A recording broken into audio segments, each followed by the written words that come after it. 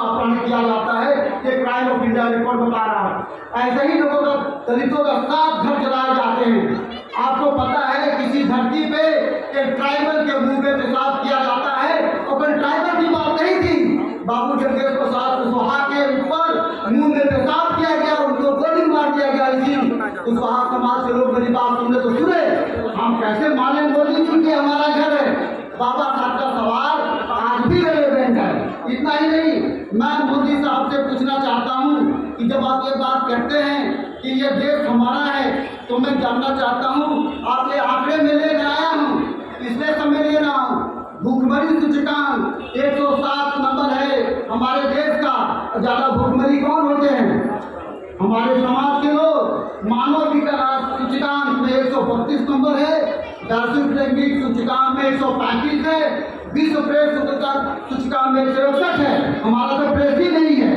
हमारे लोग इतने कॉम्युनल है। बाबा साहब बार बार ये इशारा कर रहे हैं कि हमारे देश का जो प्रेस है वो कितना कॉम्युनल है, लेकिन इसके बावजूद भी इस देश की कम्युनिज्म देखिए कि 161 नंबर है और सतत विकास डेवलपमेंट का सूची जो 121 है और वैश्विक सूचकांक 135 है। खाद्य सूचना सूचकांक 68 है और हैप्पीनेस सूचकांक जिसमें हम खुश रहते हैं उसका स्थान 126वां। ये दशा है हमारे इस देश का, जबकि स्टैंडिंग इंडिया का प्रभाव मोदी जी के चक्कर में लग रहा है। ये सच्चाई है। इतना ही नहीं, ये मैं आपको बता रहा हूँ, आश्चर्य और खुशी की बात है कि यहाँ पे पढ़े लिखे लोग हमारे आएंगे। मैं इन पढ़े लिखे लोगों से कहता हूँ कि आज सेंट्रल यूनिवर्सिटी में मात्र एक वाइस चांसलर है, एससी का एक वाइस चांसलर है, ट्राइबल का भी एक वाइस चांसलर है और ट्राइबल का ही जो ओबीसी अपने को कूद में नाच करते हैं उनका वाइस चांसलर मात्र 5 है। यही और रजिस्ट्रार का है, 1-2 रजिस्ट्रार इसमें से दिखाई पड़ता है। हर तमाम सेंट्रल यूनिवर्सिटी की कहानी है। मैं स्टेट की तो बात ही नहीं कर रहा हूँ, ये तमाम सेंट्रल यूनिवर्सिटी की कहानी है। बीबीसी का एक आंकड़ा के अनुसार जो हमारे देश में एक आंकड़ा सब मैं बता देना चाहता हूँ, आप मुझे रोकिए नहीं, मैं बोल करके जा रहा हूँ। मैं अक्सर जाता नहीं, जाऊँगा तो बोलूँगा। मैं आपका डिसिप्लिन तोड़ रहा हूँ लेकिन अपनी बात को कह दूँ। हाँ, और इसके बाद मैं आंकड़े रोक रहा हूँ, बीच में मिलेगा तो बताऊंगा। लेकिन ये देखिए, डॉक्टर बी आर अम्बेडकर ने ये बात कही थी कि हमारा होमलैंड नहीं है।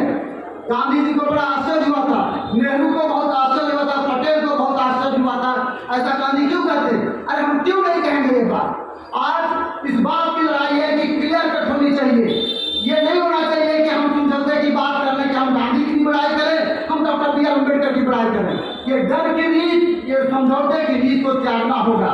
हमको डॉक्टर बी आर अम्बेडकर और गांधी में फर्क करना पड़ेगा कि गांधी ने हमारे देश के लिए क्या किया था, हमारे समाज के लिए क्या किया था। डॉक्टर बी आर अम्बेडकर दूसरा कॉन्सेप्ट बताते हैं कास्ट को लेकर के।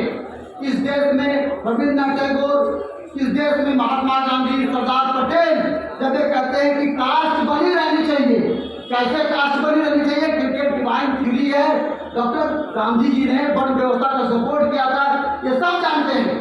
और यहाँ पे जितने भी राम मोहन राय से लेकर तमाम जो आर्य समाजी है, एनिलिएशन ऑफ कास्ट पढ़िएगा तो आपको पता चलेगा कि इन लोगों ने इनडायरेक्टली जातिवाद को सपोर्ट किया। डॉक्टर बी आर अम्बेडकर क्या कहते हैं? एनिलिएशन ऑफ कास्ट, जाति की समाप्ति होनी चाहिए।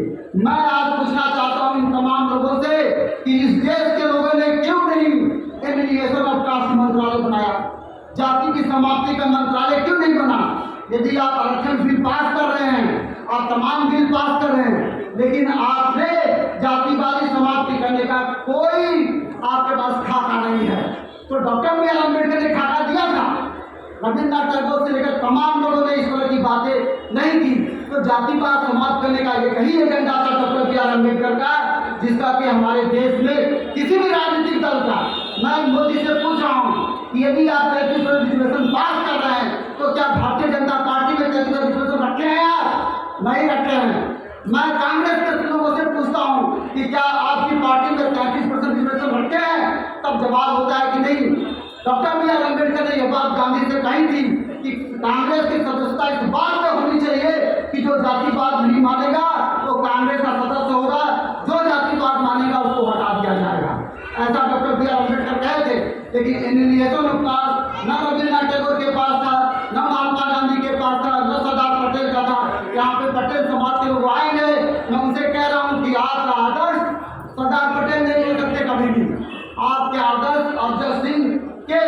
और बाबू कुशवाहा हो सकते हैं, लेकिन वो राम स्वरूप वर्मा हो सकते हैं, लेकिन सरदार पटेल कभी नहीं हो सकते।